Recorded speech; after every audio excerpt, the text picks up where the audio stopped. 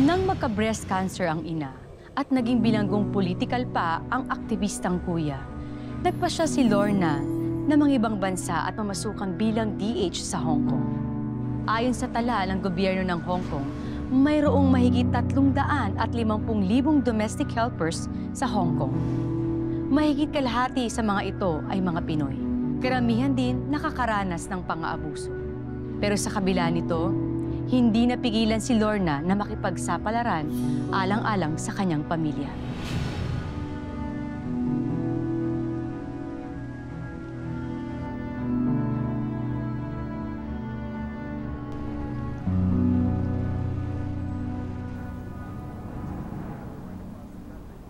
Lorna, where's my sandwich? Hurry up. Okay, madam. I'm hungry. Faster. I need to have this delivered to our shop in Dongguan. It's going to be a long travel.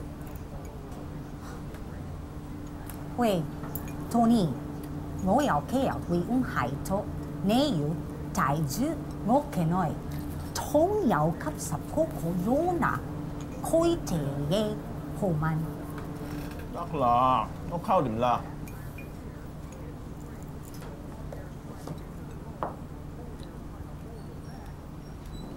Madam.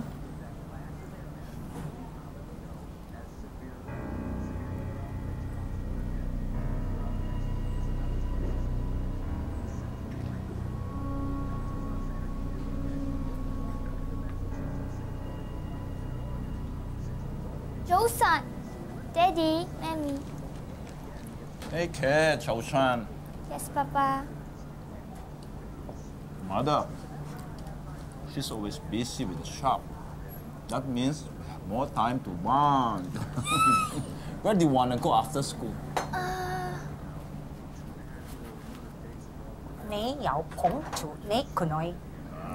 Ma, Papa is just asking me for a dinner. Lorna, I have to remind you, only one day off per month. Okay, madam. I have to go.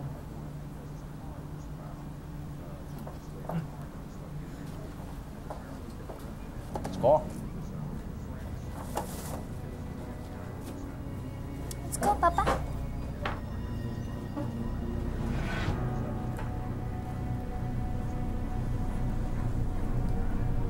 Just stay here, huh?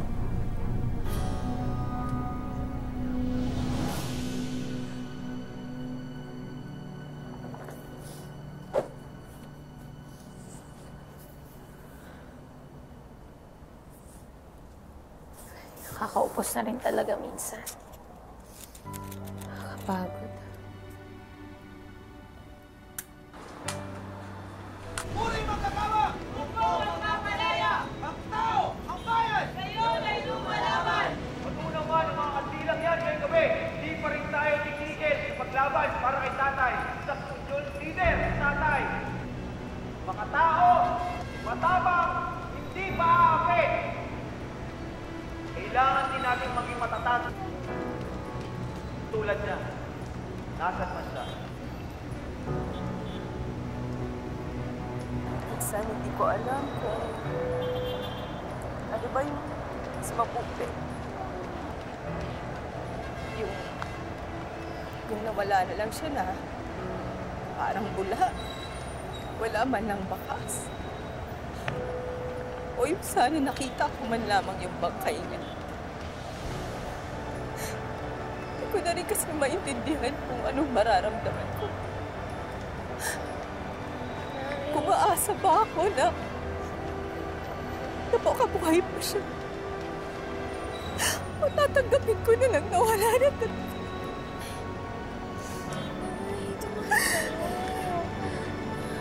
Na hindi tayo titigil. Hindi tayo titigil hanggat hindi natin nakukuha ang hustisya para kay tatay. Narito tayo ngayon upang alalahanin ang ating mga kasamahan at pamilyang bigla na lamang nawala. Ang iba sa atin, nabalo, naulila na tila ninangawan na lamang ang mga mahal sa buhay. Nay? Bakit? Nay! Oh, Nay! Masakit na naman yung dibdib ko. Nay, gusto niyo maupo muna? Hindi. Tapusin natin ang programa. Tapusin natin. Wala naman tayong puntod na pupuntahan. Isa pa, gusto kong naririnig at nakikita ang kuya mo nagsasalita. Dahil kapag nakikita ko siya at naririnig, para ko na rin nakikita ang iyong ama. Nay, hindi naman ganyan yung nararamdaman mo. Nay? Nay! Uy, kuya! Nay! Alalayan mo, kuya! Makitulungan niyo naman po kami! Nay! Nay! Tulungan niyo kami! Dali na!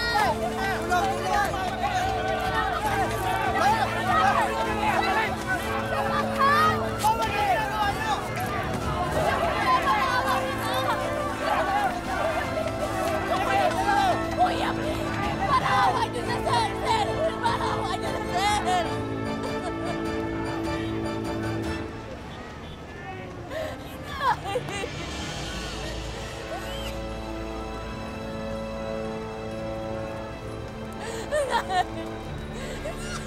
Kuya!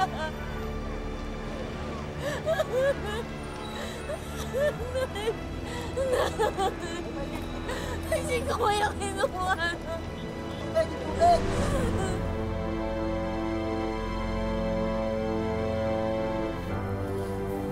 Lorna, are you crying? Why? No, it's just the smoke. Lorna, I know you. Do you miss your family? Okay, don't worry. You meet them soon. I will ask my parents to have a vacation in the Philippines so you can visit your family while we're there. Good idea, right? I hope it's that easy. Well, I hope your mom is doing well. Still surviving her breast cancer.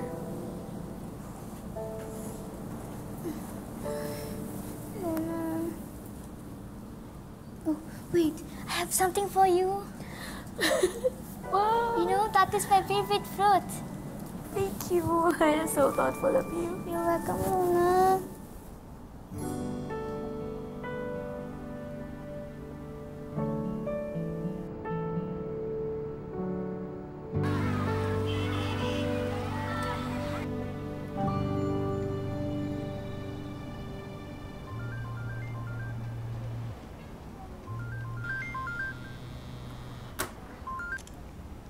Kate? Hello, ate. Oh, Bakit napatawag ka? sensya na ate.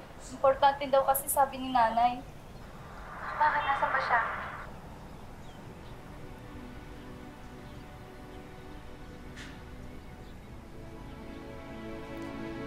Hello, anak.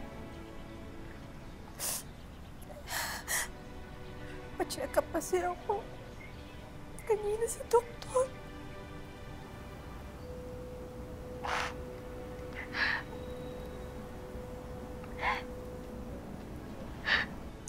Anak, kailangan na akong operahan. Kailangan na daw tanggalin yung kaliwang dibdib ko kasi kung hindi, kakalat daw talaga yung cancer. Kung mauoperahan, baka humaba daw ng konti yung buhay ko. Pero kung hindi,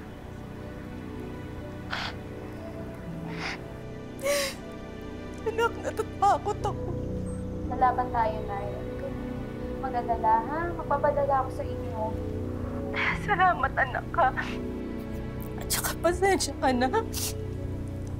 Kapag naririnig ko ang boses mo, kumaga ang pakiramdam ko.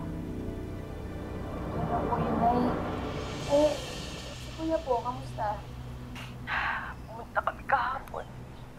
Nakakulong pa rin siya. Wala na nga kaming panggastos para dun sa kaso niya, kaya nangutang na lang ako sa kapitbahay. Anak, ang hirap kasi tayo na nga yung naargabyado. Tayo na nga yung naapi. Tapos, ganito pa yung nangyayari. Ang ilap pa rin ng hustisya. Pasensya ka na, anak ka. Kasi ikaw lang naman yung naasahan namin. Basta na magpapadala po ako ng pera para sa inyong operasyon, saka dun kay Kuya na kaso. Kahit naman konti lang yung naipon ko eh. Basta gagawa ko ng paraan kasi diba, 1 buwan lang po ako dito sa Kowloon. Basta papadala po ako na huwag na kayo masyadong mag-alala, ha? Sige po, kasi may ginagawa pa po ako, Nay. Ingat kayo lagi dyan, ha? Hinahit, Kuya. Sa pagdadasal ko kayo parate. Sige po, Nay. Lorna, Sir. Maggie's not here. That's why I'm the one checking on you. What have you been doing? I just finished cleaning the kitchen and face room. Now I'm washing the clothes. But you forgot something. What, sir? Here, my clothes.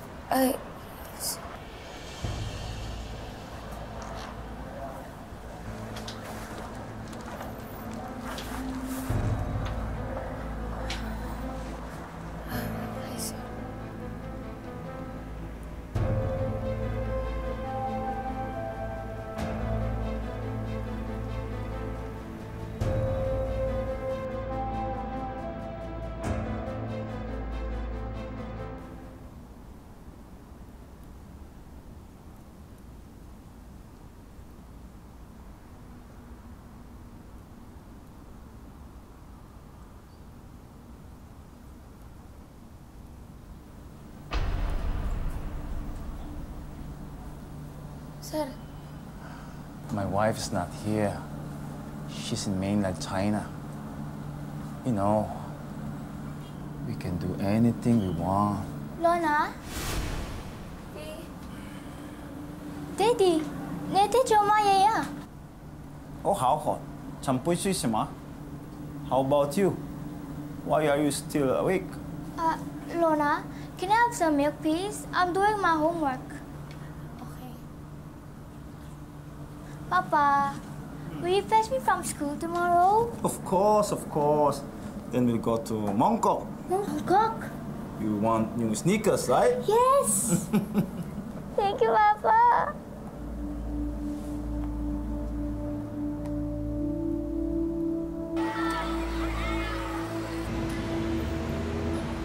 Walang alam ang kapatid mo sa pinagdaraanan ko.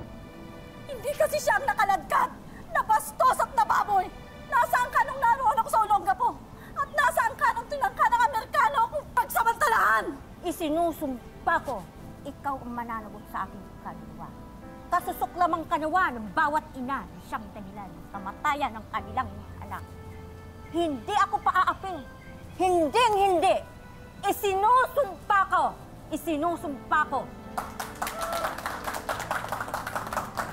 Ang galing nila, no? Ang galing ng batuhan ng linya nila. Parang totoong-totoo. Alam mo, ipe-perform nila yan sa susunod na Sabado sa Cultural Night.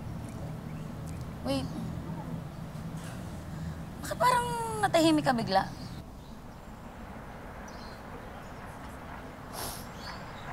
Okay naman ako sa amo ko. Masaya naman ako eh.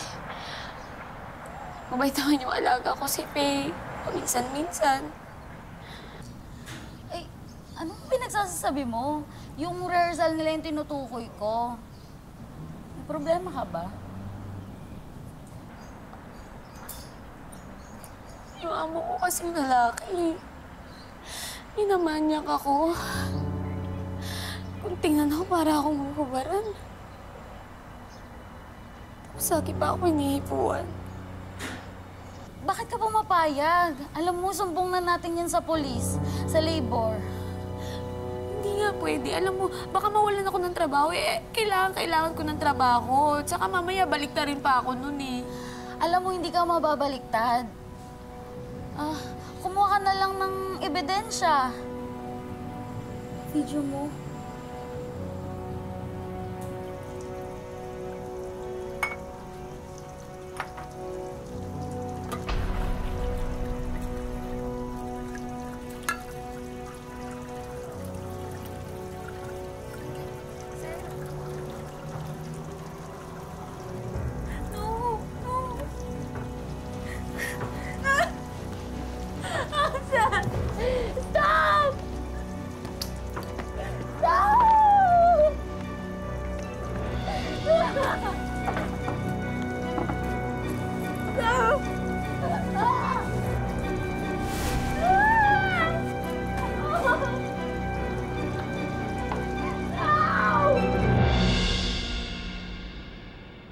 徐先生，我會同馬記配合。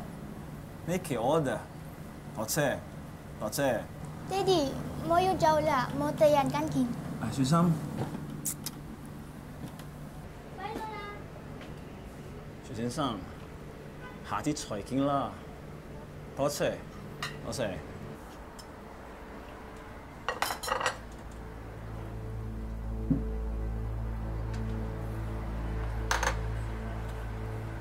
Don't you dare touch me or I'll call the police.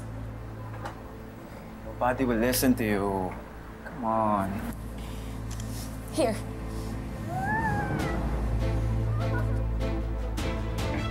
No! You think you're smart now? Huh? Give me that. Give me that. Give me that.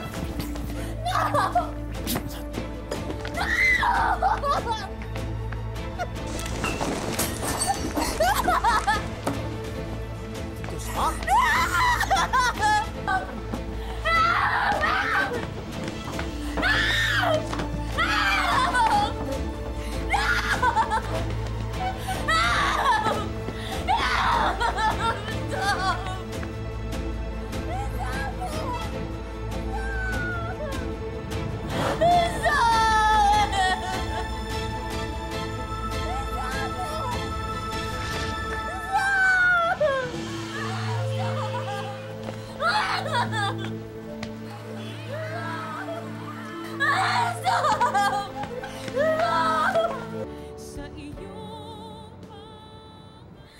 Here, for you. I'm a fair person. And you need money, right? If you can keep our dirty secret, you will earn money. Let's be nice.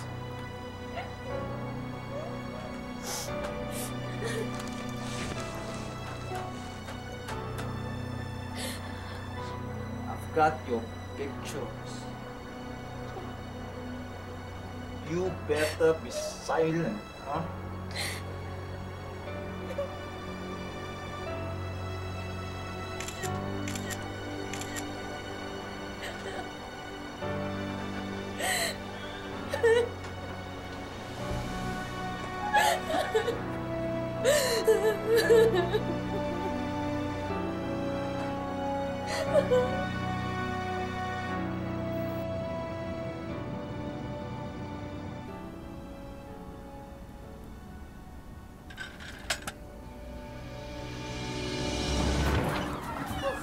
Faye? Lona, I'm so tired. Faye, I have something to tell you. What? What is it? What? Lona, go ahead, say it. What do you want to say? Yes? What is it, Lorna? You want to say something? Lona, go ahead, say it.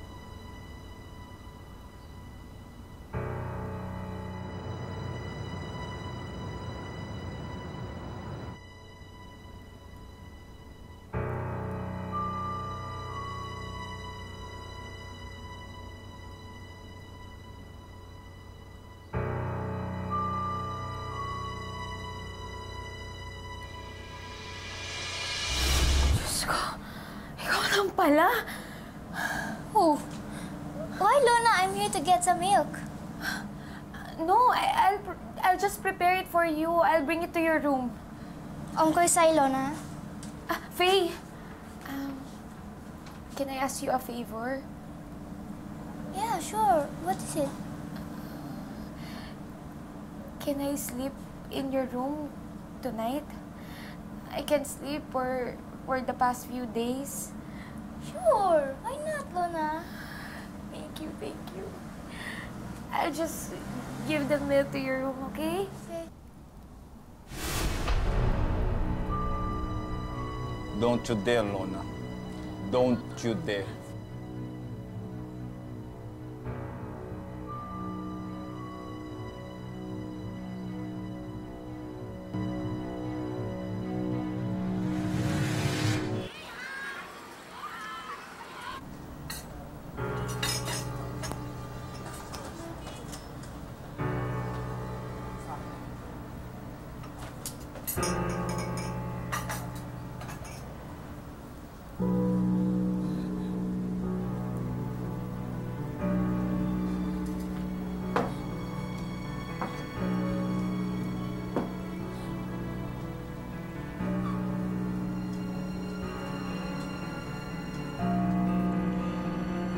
Are you looking for this?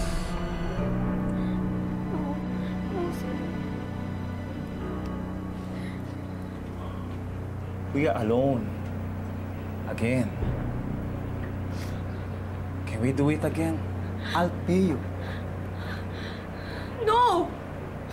What do you mean? Aren't you enjoying what we're doing?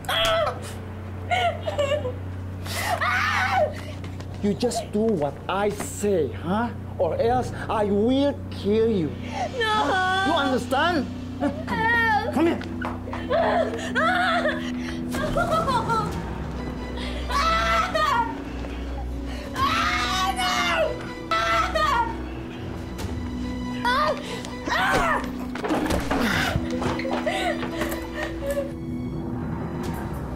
No, sir, no.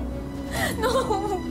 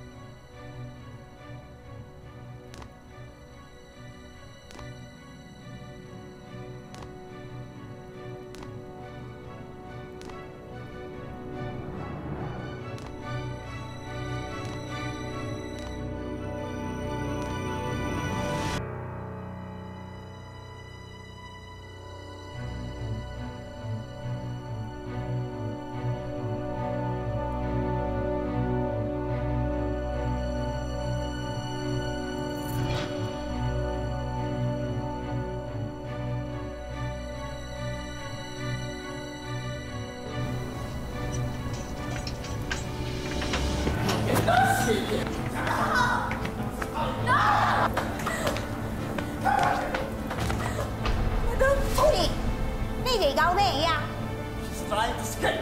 No, madam, let me explain. Let me explain this. You have to come down here.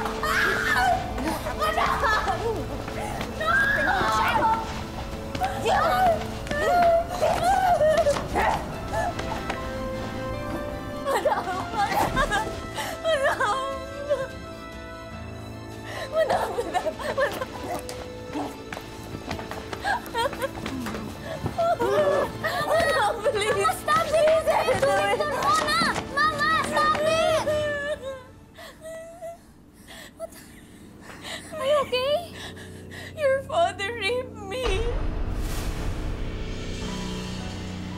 Stop accusing my husband, Lona! Tony, is this true?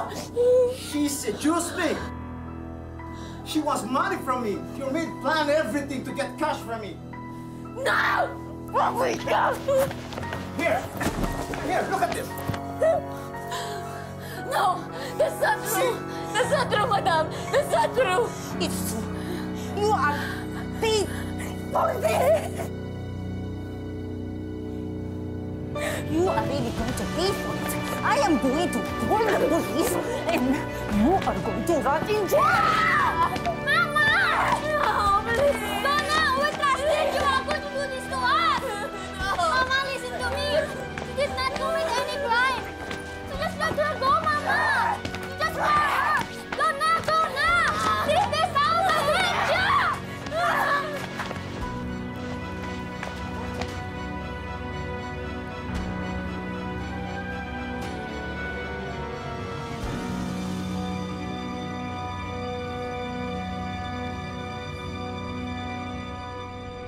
Malaya na nga siya sa pang-aabuso, pero wala na rin siyang trabaho at wala na ring maipadalang pera sa kanyang pamilya. Sa tulong ng mga kaibigang DH, sa isang NGO shelter muna nanirahan si Lorna. Sila ang humihikayat at nagbibigay sa kanya ng suporta na magsampa ng kaso laban sa pang-aabuso ng amo. Pero pagdating sa presinto, nagdalawang isip si Lorna.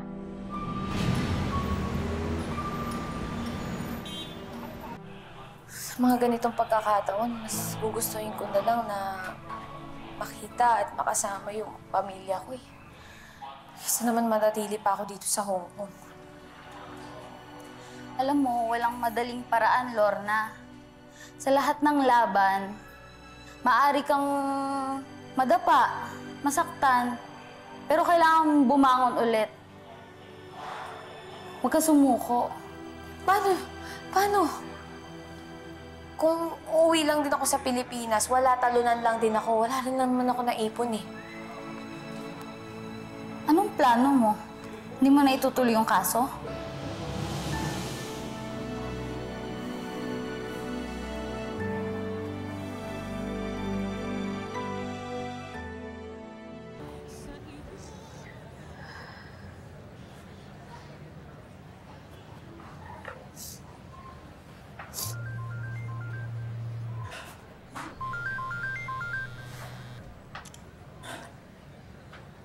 Hello? Nay. Hello, Lorna anak. Ano bang nangyayari sa'yo?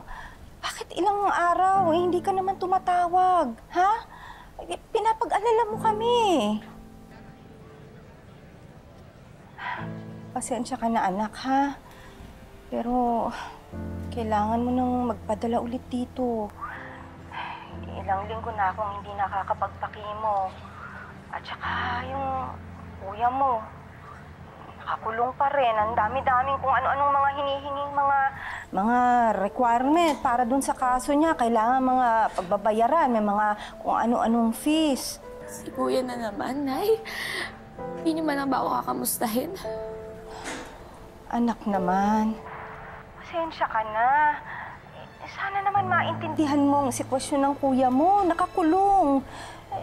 Kaya ganun. Pagpasensyahan mo na, anak. Nagsamantalaan po ako ng amo ko. Bakit? Anong nangyari sa'yo? Paano nangyari yun? Wala ako magawa eh. Ang hayop niya. Pasensya ka na, anak, ha?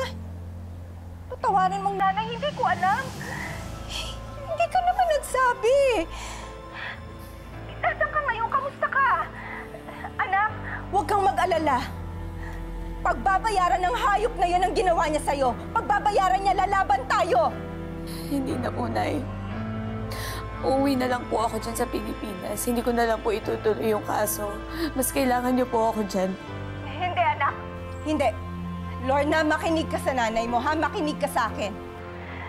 Lalaban tayo. Pagbabayaran ng hayop na ama mo ang lahat ng hayopang ginawa niya sa'yo. Hindi tayo susuko, hindi tayo matatakot sa kanya. Isang tabi mo na muna ang mga obligasyon mo dito sa pamilya, yung mga ginawa mong sakripisyo sa pamilya. Yung sarili mo muna ang intindihin mo. Naintindihan mo? Lalaban tayo, Lorna! Lalaban tayo!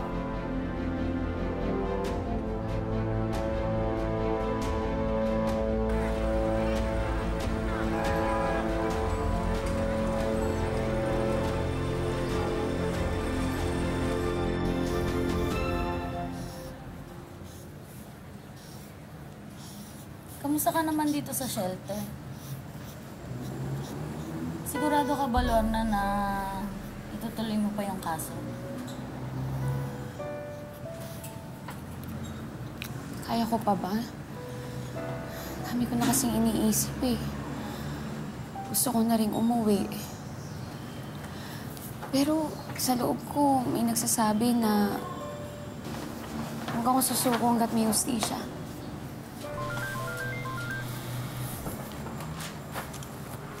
Hello? Hello, Lorna. Itutuloy mo ang kaso.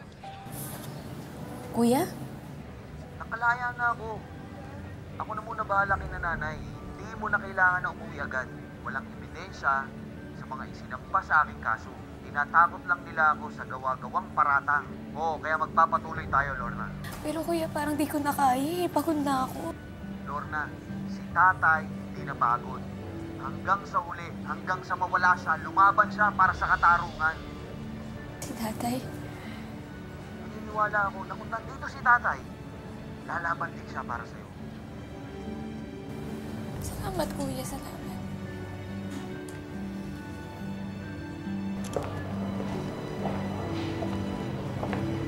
Wait. What are you doing here? Lona, I know what happened. I saw what Papa did to you.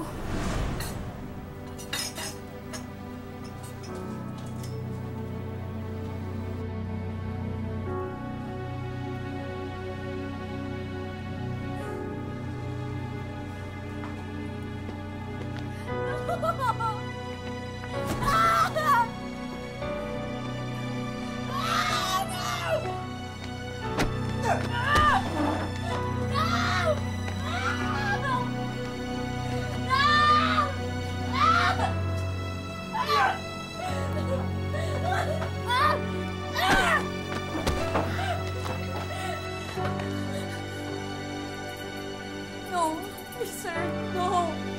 No.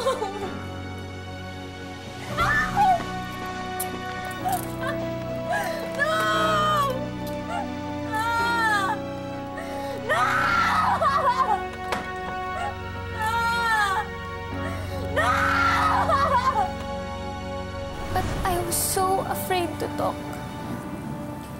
That's why I told Mama to just fire you and let you go. Because I know it would be better for you to just escape that house and find help.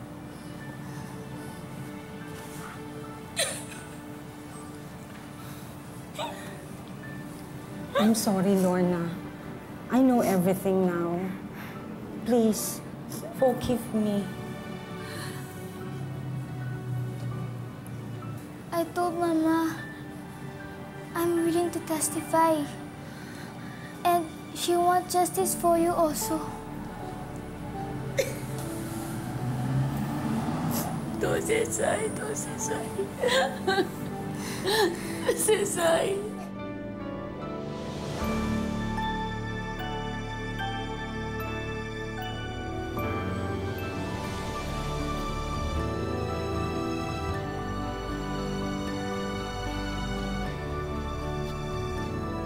Minsan, kailangan mo talagang lumaban.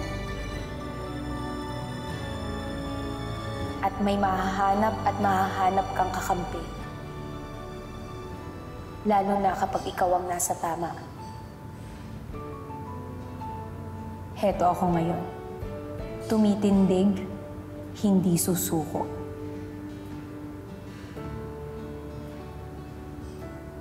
Nahatulang makulong sa loob ng 10 taon ang amo ni Lorna. Pinagbayad din ito ng danyos na nagkakahalagang mahigit 200,000 piso na nagamit ni Lorna sa pagpapagamot sa ina.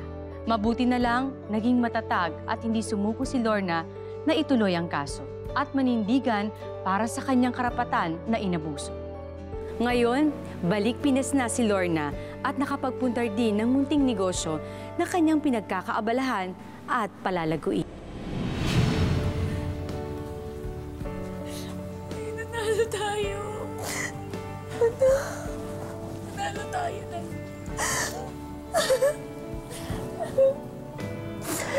Anak, nakauwi ka na. Salamat sa Diyos.